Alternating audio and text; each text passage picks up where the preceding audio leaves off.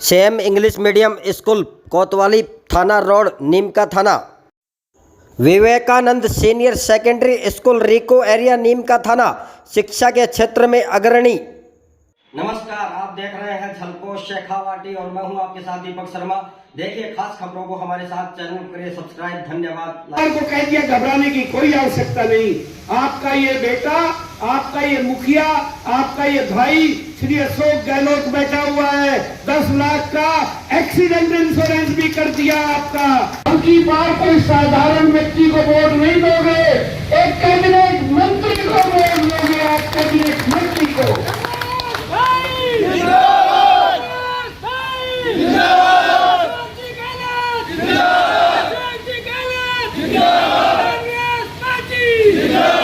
क्योंकि हमने जो महंगाई राहत कैंप पे नीम का थाना के पूर्व विधायक कांग्रेस पार्टी के रमेश खंडेलवाल ने अपने कार्यालय में इन दिनों प्रदेश उपाध्यक्ष और प्रभारी बनने के बाद लोगों से मिलने का तांता लगा हुआ है और रोज़ाना अलग अलग गांवों के लोगों की, कार्यकर्ताओं की, आमजन की मीटिंग होती है, उसमें संबोधित करते हैं। और पूर्व विधायक रमेश खंडेलवाल ने कांग्रेस की जो योजनाएं हैं उनका बखान किया और इसके साथ साथ विरोधियों पर और भ्रष्ट अधिकारियों पर निशाना साधा।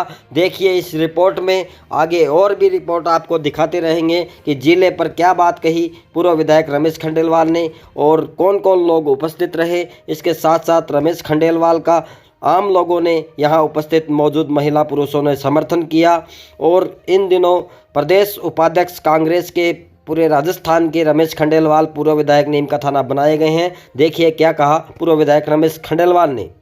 उनके साथ मैं टेलीफोन कर करके पूछ लूंगा, 10-10 नाम और देना। और फिर ये विकास की रूपरेखा नीम का थाना में, जिन्होंने नीम का थाना को बहुत कुछ दिया, नीम का इन भाइयों अपने मुखिया ने वाइस प्रेसिडेंट बना के तुम्हारे सबका सीना गर्व से चौड़ा कर दिया। ये मेरे को नहीं दिया गया। जिले की बहुत सी योजनाएं फेल हो जाएगी, इसके लिए पार्टी को हाईकमान को हम अवगत कराएंगे।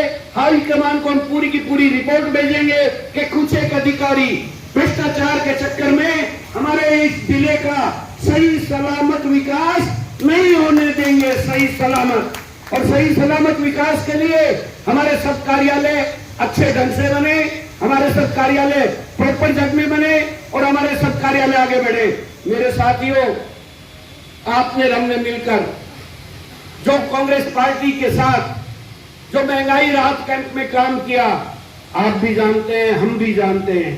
उसमें 10 दिन तक जो नीरसता आई और 10 दिन में जब हमें भी डांट पड़ी एक तरह से हाईकमान की कि क्या कर रहे हो, बिल्कुल लोग जो है आ नहीं जा नहीं रहे महंगाई राहत कैंप के तहत। तब हम लोगों ने मिलकर और सब नौजवानों ने और कांग्रेस की विचारधारा के सब जिंदा लोगों ने उस महंगाई राहत कैंप में जिस जबरदस्त लगन और मेहनत से काम किया। और मैं ये कहता हूं, हर घर घर में जाकर अलग जगाया, हर घर घर में जाकर अलग जगाया कि श्री अशोक गहलोत जी ने हर परिवार के लिए वो योजनाएं पेश की है। मेहरबानी करके आप कैंप में चले। इसके लिए हम लोगों ने एक रथ बनाया और रथ बनाकर उस रथ के साथ हमने अपने पंपलेट छपवाए कि आप अपने ये कागज लेकर आए आपका महंगाई राहत में। और उस कैंप में सभी परिवारों को, जरूरतमंद परिवार, पीड़ित परिवार, दलित परिवार, एससी और एसटी के साथ साथ में ओबीसी के वो परिवार जिनको जरूरत है श्री अशोक गहलोत जी की योजनाओं का, कम से कम उनका रजिस्ट्रेशन और उनका गारंटी कार्ड तो प्रॉपर मिले। इसके लिए आप सबका मैं एहसानमंद हूं मेरे प्यारे कार्यकर्ता साथियों। आपने कमी नहीं छोड़ी महंगाई राहत कैंप में, अलग जगह दिया, अलग। बीजेपी खत्म सी होती नजर आई, बीजेपी खत्म सी होती नजर आई। लोग कह रहे हैं बीजेपी का ग्राफ नहीं बढ़ रहा। अरे जिसका मुखिया महानायक श्री अशोक गहलोत जी जैसा हो, वहां बीजेपी का ये थोड़ा बहुत जो अलग जग रहा है, ये भी नहीं जगना चाहिए था हमारे हिसाब से। क्यों? क्योंकि 25 लाख रुपए का हर परिवार की बीमारी की गारंटी देना कोई छोटी बात नहीं। जिसने जन्म लिया राजस्थान में, परिवार में पैदा होते ही वो एक 25 लाख रुपए का एक सिक्योर्ड इंश्योरेंस का मालिक है जन्म लेते ही, क्योंकि जन्म लेते ही उसको ये एहसास होता है कि इस राजस्थान का मुखिया श्री अशोक गहलोत जी है, जिसने अगर तुम्हारे कोई बीमारी असाध्य रोग या कुछ हो गया तो श्री अशोक गहलोत जी ने राइट टू हेल्थ इसका एक ऐसा कानून पास किया। हर प्राइवेट हॉस्पिटल की भी जिम्मेदारी है कि वो हर परिवार का कोई भी मुखिया या कोई भी परिवार का सदस्य जो बीमार है, अगर वो हॉस्पिटल में पहुंच जाएगा तो उसका इलाज करना प्राइवेट हॉस्पिटल वालों की भी जिम्मेदारी है, वरना जेल जाने के लिए इन्हें भी तैयार होना पड़ेगा। श्री अशोक गहलोत जी ने यही सबर नहीं लिया, आम जनता को राहत देने के लिए 10 लाख रुपए का एक एक्सीडेंटल इंश्योरेंस ये कह दिया कि किसी भी परिवार में अगर कोई दुर्घटना होती है, आप लोग इंश्योरेंस नहीं करा पाते क्योंकि ढाणी में रहने वाले, दूर दराज गांव में रहने वाले और कई गरीब लोग जानते ही नहीं इंश्योरेंस कराएं कैसे, इसलिए हर परिवार को कह दिया घबराने की कोई आवश्यकता नहीं। आपका ये बेटा, आपका ये मुखिया, आपका ये भाई श्री अशोक गहलोत बैठा हुआ है, 10 लाख का एक्सीडेंट इंश्योरेंस भी कर दिया आपका। अपने आप में आप अगले से भी बात करूं, मैं कम से कम उस नेता से रूबरू होकर माला पहनाकर और उससे आंख से आंख मिलाकर मैं ये तो बताऊं कि तेरा ये खुददार कार्यकर्ता गांव से चलकर यहां आया है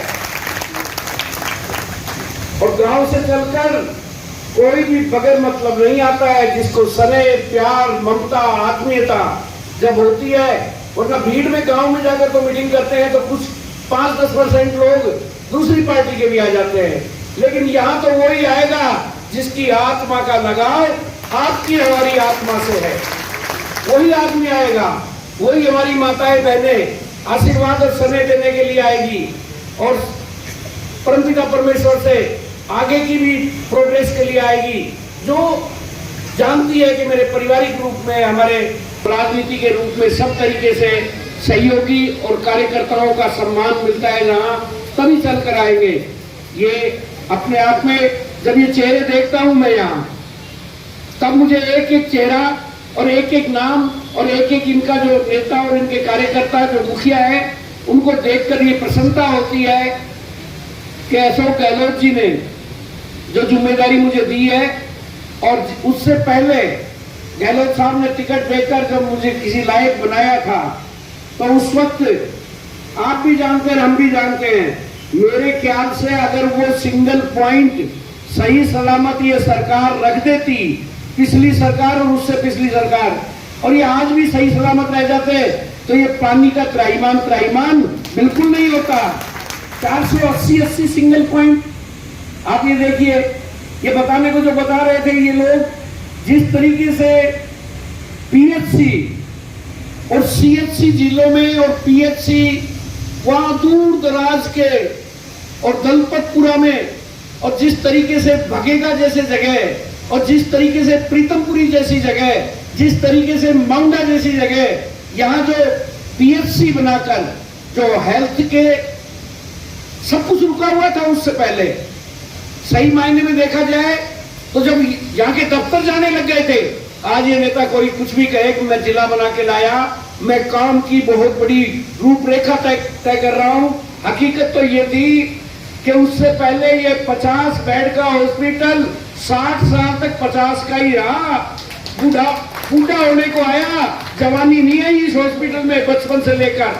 लेकिन जब श्री अशोक गहलोत जी से हमने अपनी मांग रखी और विधानसभा से लेकर यहाँ पर एक बार आए तो मांग रखी, तब ये 60 साल बाद जाके ये 100 बेड का हॉस्पिटल बना था। कहते हैं विकास किया हमने, विकास तो आपके हमारे सामने है, श्री अशोक गहलोत जी ने करवाया विकास, और विकास अशोक गहलोत जी ने करवाया, 2 बाईपास देके दिखा दिए, विकास अशोक गहलोत जी ने करवाया, ये उठा के जो ओवर ब्रिज, ये 2 जो है, आज इस पे पत्थर चाहे कोई लगा दे,